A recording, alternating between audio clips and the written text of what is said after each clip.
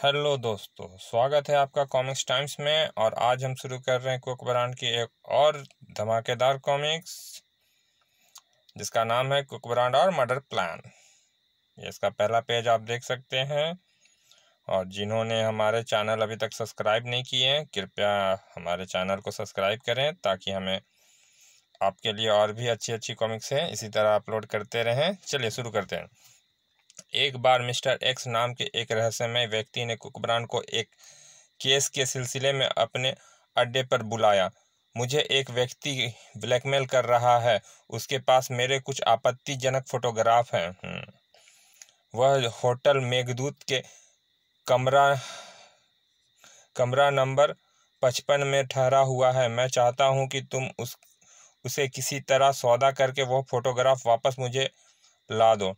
ठीक है, आपका काम हो जाएगा। तो लो, यह रकम संभालो। इसमें 1,11,000 रुपये है। 1 लाख उस व्यक्ति के से सौदा करने के लिए और 12,000 रुपये तुम्हारी फीस। ठीक है ना? बिल्कुल ठीक है मिस्टर एक्स। आप जरा भी चिंता ना करें। कल ही आपको आपके फोटोग्राफ मिल जाएंगे। लेकिन जब कुक ब्रांड होटल मेघदूत के कमरे नंबर 55 में पहुंचा तो उसे वह व्यक्ति मृत मिला। अरे बाप रे, इसका तो खून हो गया।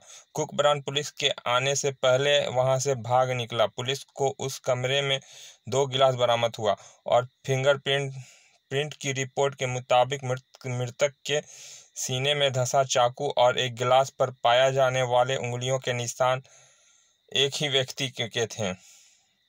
यह सारा षड्यंत्र कुक ब्रांड को फंसाकर धमाका सिंह को ब्लैकमेल करने के लिए मिस्टर एक्स ने ही रचा था। हेलो इंस्पेक्टर धमाका सिंह, मैंने तुम्हें यह बताने के लिए फ़ोन किया है कि होटल मेघदूत में जिस जासूस का खून हुआ है वह खून तुम्हारे बेटे कुक ब्रांड ने ही किया है। नहीं, सुनो इंस्पेक्टर, यदि तुम चाहते हो कि यह राज तुम्हें तक ही सीमित रहे और तुम्हारा बेटा फांसी पर लटकने से बचा रहे तो तुम्हें मेरा एक काम करना होगा। कैसा काम करवाना चाहते हो तुम मुझसे? मुझे एक कैदी को जेल से भगाना होगा। तुम्हें एक कैदी को जेल से भगाना होगा जिसे कुछ ही दिनों में फांसी होने वाली है। अपनी बकवास बंद करो। मैं अपने फर्ज से गद्दारी नहीं कर सकता। तो फिर सोच लो। आईजी साहब को किए गए मेरे एक फ़ोन तुम्हारे बेटे को किसी तरह किसी जगह पहुंचा सकती है। क्या तुम अपने बेटे को अपने आंखों के सामने फांसी के फंदे पर चढ़ते देख पाओगे? क्या उसकी मौत का सदमा बर्दाश्त कर पाओगे? नहीं नहीं, मैं उसकी मौत का सदमा हरगिज बर्दाश्त नहीं कर पाऊंगा। वह कैसा भी है सही, आखिर मेरा बेटा है। यहाँ तक की कहानी आप कुक ब्रांड और जासूस की हत्या में पढ़ चुके हैं। अब आगे पढ़ें। तो सुनो इंस्पेक्टर, अगर तुम अपने बेटे को फांसी के फंदों से बचाना चाहते हो तो आज रात मेरे आदमियों को जेल से आज़ाद करा दो। अगर तुमने ऐसा नहीं किया तो मैं सुबह होते ही आईजी को फ़ोन करके बता दूंगा कि परमार का कातिल कुक ब्रांड है। लेकिन जेल से मैं तुम्हारे आदमियों को छुड़ाऊंगा कैसे? फांसी लगने वाले व्यक्ति को तो बहुत बहुत सख्त पहरा होगा। मैं जानता हूं कि वहां के जेलर से तुम्हारी बहुत अच्छी दोस्ती है, अतः तुम्हारे लिए मेरे आदमियों को भगाना कोई मुश्किल काम नहीं होगा। कुछ देर सोचने के बाद धमाका सिंह बोला, ठीक है, मैं अपने बेटे को फांसी के फंदे से बचाने के लिए फर्ज से गद्दारी करूंगा। कैदी का नाम और नंबर बताओ। उसका नाम शेर सिंह और नंबर है 420। ठीक है, आज रात तुम्हारा कैदी जेल से फरार हो जाएगा। उसके बाद चाहे मुझे फांसी ही क्यों ना लग जाए। हा, मैं जानता था तुम मेरा काम जरूर करोगे, क्योंकि तुम्हें अपने से ज़्यादा अपने बेटे से प्यार है। उसी रात कैदी नंबर 420, क्या सो गया? जाग रहा हूँ। क्या बात है? यहाँ आओ। क्यों? यह लो, जल्दी से यह वर्दी पहन लो। मैंने 5 मिनट के लिए यहाँ के पहरेदारों को हटा दिया है। मैं ताला खोल देता हूँ। तुम फौरन यहाँ से निकल जाओ। ठीक है। वर्दी देखकर धमाका सिंह ने मास्टर की से सेल का ताला खोला और वहां से चला गया, लेकिन जाने से पहले उसने मुख्य फाटक से निकलने की तरकीब भी बता दी थी। लगता है बॉस ने इस अफसर की कोई कमजोर नस पकड़ ली है। कुछ देर बाद ही वह कैदी पुलिस की वर्दी पहनकर कोठी से बाहर निकला। टोपी और झुका लूँ ताकि किसी पहरेदार की नज़र मुझ पर पड़े भी तो वह मुझे पहचान न सके। बदन पर पुलिस की वर्दी व सिर पर झुकी हुई टोपी के कारण कोई उसे नहीं पहचान सका। वह बिना किसी रुकावट के जेल के मुख्य फाटक तक पहुंच गया था। इस समय कहाँ जा रहे हो साहब? सिगरेट खत्म हो गई थी, वही लेने जा रहा हूँ। ठीक है जाओ, लेकिन जल्दी आना। मेरे लिए भी एक बीड़ी का बंडल लेते आना। ठीक है, ले आऊँगा। जेल के फाटक से निकलकर वह तेजी से एक और चल दिया। अभी वह कुछ ही दूर जा पाया था कि एक कार उसके करीब आकर रुकी। कार में आ जाओ सेरा। कैदी जिसका नाम शेर सिंह था कुछ पल सोचने के बाद कार में बैठ गया और कार तूफान की रफ्तार से दौड़ने लगी। इस बार तुम्हें आज़ाद कराने के लिए बॉस को बहुत पापड़ बेलने पड़े हैं सेरा। मैं बॉस का खास आदमी हूँ, मेरे लिए उन्हें इतनी परेशानी तो उठानी ही पड़ेगी। पर तुम चिंता मत करो, बॉस ने जितने पापड़ बेले हैं उससे कहीं ज़्यादा मैं उनका फ़ायदा कराऊंगा। अच्छा एक बात बताओ मुझे, छुड़ाने के वाले अफसर की बॉस ने ऐसी कौन सी नस पकड़ ली जिसके कारण वह मुझे जेल से भगाने के लिए तैयार हो गया? सीबीआई के एक जासूस को बॉस पर कुछ शक हो गया था। बॉस ने जाल बिछाकर उसे खत्म करा दिया और खून के इल्जाम में धमाका सिंह के बेटे कुकबरान को फंसा दिया। बेटे को बचाने के लिए धमाका सिंह ने यह काम किया है। ओह, तो यह बात है। कुछ देर बाद वो एक्स के अड्डे पे पहुंचा। वेलकम सेरा, वेलकम। जेल से बाहर आने में तुम्हें कोई मुश्किल तो नहीं हुई? कोई मुश्किल नहीं हुई बॉस, मैं बहुत आसानी से बाहर आ गया हूँ। गुड, अब जाकर आराम करो, सुबह बात करेंगे। Okay boss. उधर दूसरे दिन बाद, यार मोटू, मेरे खिलाफ सारे सबूत मिलने के बाद भी बापूजान ने अभी तक मुझे अंदर क्यों नहीं कराया? यही बात तो मैं भी सोच रहा हूँ। अच्छा ठहरो, मैं अभी फूफा जी से यह बात पूछ कर आता हूँ। अबे यह क्या गजब कर रहा है तू?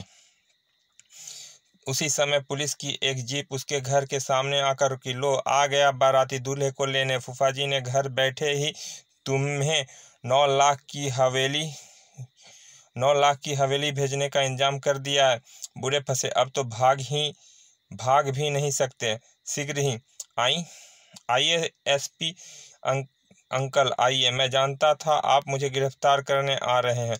मजाक नहीं बेटे, यह बताओ तुम्हारे डैडी कहाँ हैं? मैं उन्हें गिरफ्तार करने आया हूँ। क्या आए? कहीं अपने देश का कानून बदल तो नहीं गया?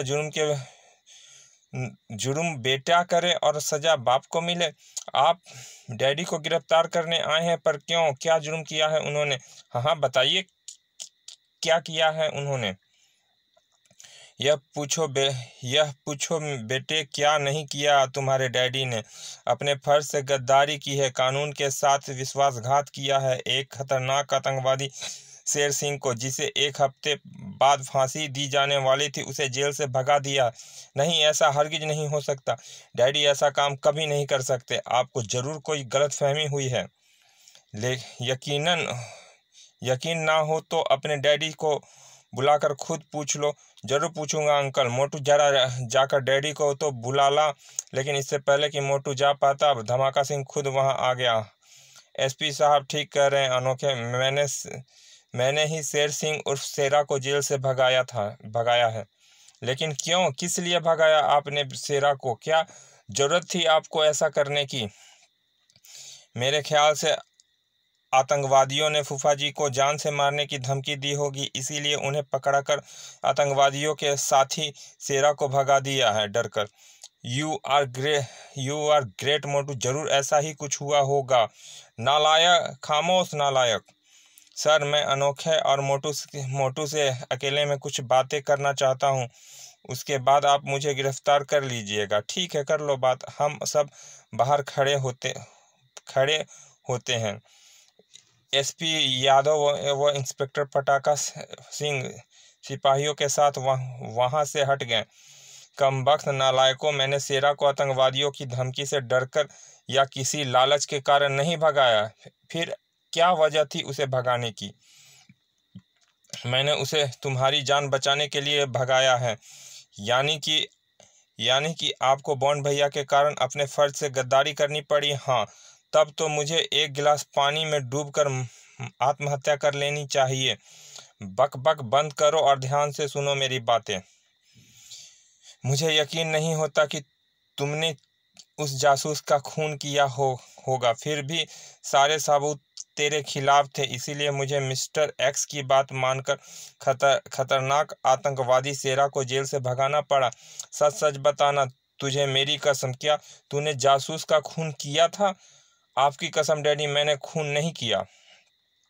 मिस्टर एक्स ने मुझे जबरदस्ती खून के इल्जाम में फंसाया है। अब मैं उसकी चाल समझ गया हूँ।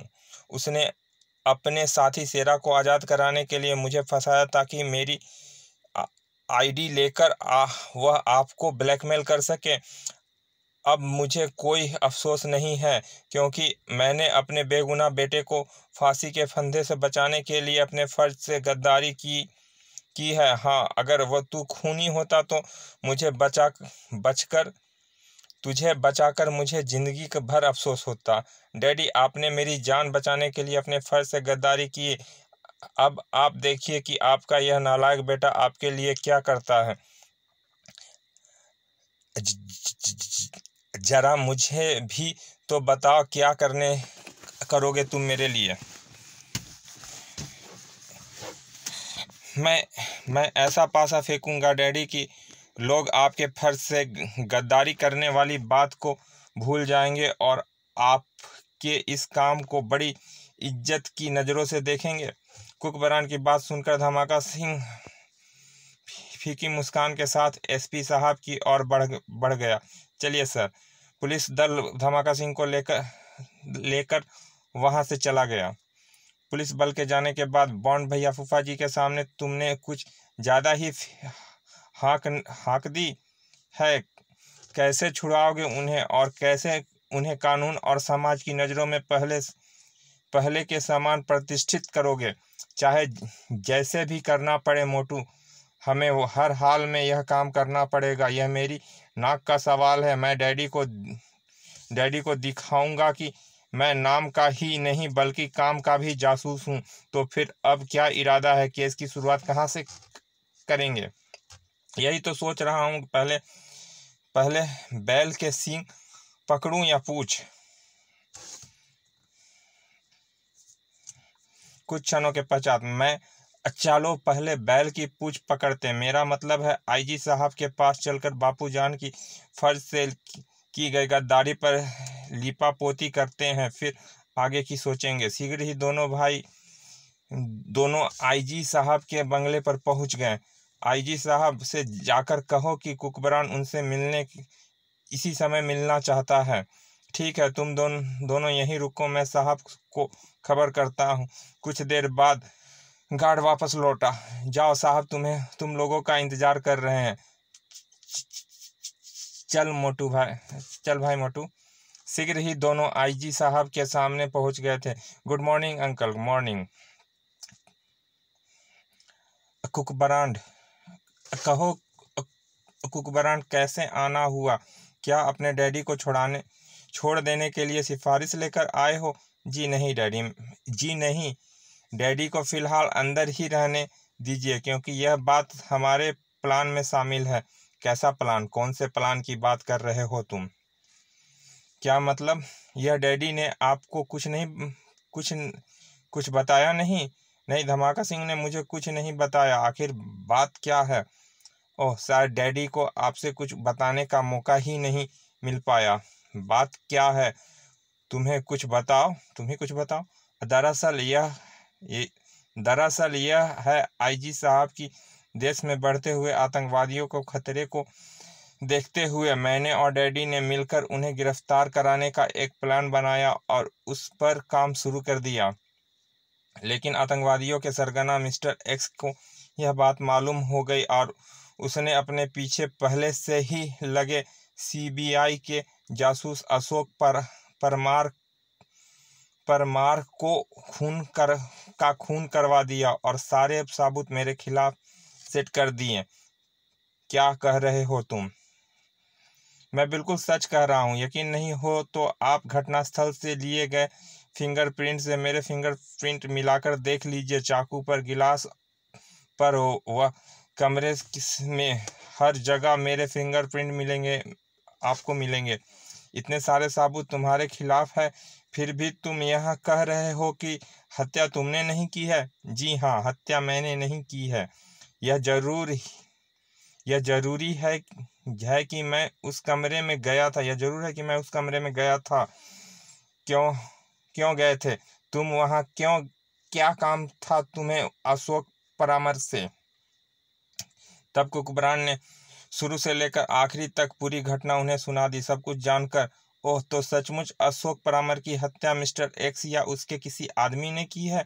जी हाँ। उसके बाद क्या हुआ, अब यह सुनिए। मिस्टर एक्स ने डैडी को फ़ोन किया और कहा कि वह सेरा को जेल से भगा दे, वरना वह मेरे खिलाफ जो सबूत है उनके बारे में आपको सूचित कर देगा। अब मैं समझा कि तुम गिलास, चाकू और लाश के फोटोग्राफ क्यों देखना चाहते थे। सॉरी अंकल, इस समय मैंने कुछ और ही सोचकर आपको अपने पूरे प्लान के बारे में नहीं बताया था। खैर, आगे कहो। जब डैडी ने यह बात मुझे बताई तो मैंने सोचा कि अगर सेरा को आज़ाद कर दिया जाए तो हम उसके जरिए मिस्टर एक्स तक आसानी से पहुंच सकते हैं। लेकिन यह काम बिना आपको सूचित किए नहीं हो सकता था। इसीलिए डैडी ने मुझसे कहा कि वह प्लान के बारे में आपको सूचित कर देंगे। लेकिन धमाका सिंह ने मुझे सूचित क्यों नहीं किया? मेरे ख्याल से मिस्टर एक्स का कोई आदमी उन पर नज़र रख रहा होगा, इसीलिए वह आपको इस खतरनाक प्लान की सूचना ना दे पाए। आगे क्या हुआ? शाम को डैडी के पास फ़ोन आया। उसमें मिस्टर एक्स ने आदेश दिया कि आज रात उसके साथी सेरा को आज़ाद कर दे। डैडी ने वही किया। मैं प्लान के अनुसार जेल के आसपास ही मंडरा रहा था। सेरा का जेल से निकलते ही मैं उसके पीछे लग गया, लेकिन मैं धोखा खा गया। किसी ने पीछे से मेरे सिर पर चोट करके मुझे बेहोश कर दिया। जब मुझे होश आया तो सेरा का दूर दूर तक पता नहीं था। और तुम दोनों बाप बेटों ने इतना बड़ा खतरा अकेले ही उठा लिया। मैं तो अब तक धमाका सिंह को गद्दार समझ रहा था। अगर मुझे असलियत मालूम होती तो मैं उसे गिरफ्तार ना करवाता। इसमें आपकी क्या गलती है अंकल? जब डैडी ने आपको सूचित ही नहीं किया। मैं अभी एसपी यादव को आदेश देता हूं कि वह धमाका सिंह को छोड़ दे। ना, ऐसा गजब मत कीजिएगा अंकल। डैडी को अभी अंदर ही रहने दीजिए। अगर उन्हें छोड़ दिया गया तो मिस्टर एक्स समझ जाएगा कि हम उसे फंसाने के लिए कोई चाल चल रहे हैं। ठीक है, जैसा तुम्हारी मर्जी। अब यह बताओ कि तुम्हारा आगे का क्या प्लान है? हमारा विभाग हर तरह से तुम्हारी मदद करेगा। सेरा का पीछा ना कर पाने से मेरा सारा प्लान चौपट हो गया है अंकल। अब मुझे फिर से अपना प्लान सेट करना पड़ेगा। अगर उसमें पुलिस की मदद चाहिए होगी तो मैं आपको खबर कर दूंगा। फिलहाल तो इस समय आप मुझे सेरा की फाइल दिखा दीजिए। ठीक है, मैं अभी फाइल मंगवाता हूँ। आईजी साहब ने फ़ोन करके संबंधित पुलिस स्टेशन से सेरा की फाइल मंगवा ली। फाइल इन्हें दे दो रामू। Yes sir. चलिए दोस्तों, यहाँ की